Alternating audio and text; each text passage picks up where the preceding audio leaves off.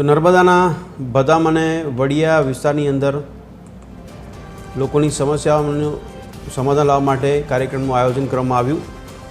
વિવિધ સરકારી યોજનાના લાભાર્થીઓને સહાયનું વિતરણ કરવામાં પણ આવ્યું હતું.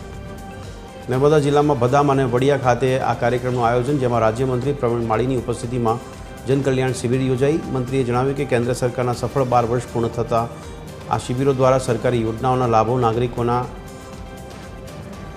સુધી પહોંચાડવામાં આવી રહ્યા છે. ઘર આંગણે સરકારી સેવાનો લાભ મળી રહે તે પ્રકારનું આયોજન કરવામાં આવ્યું છે.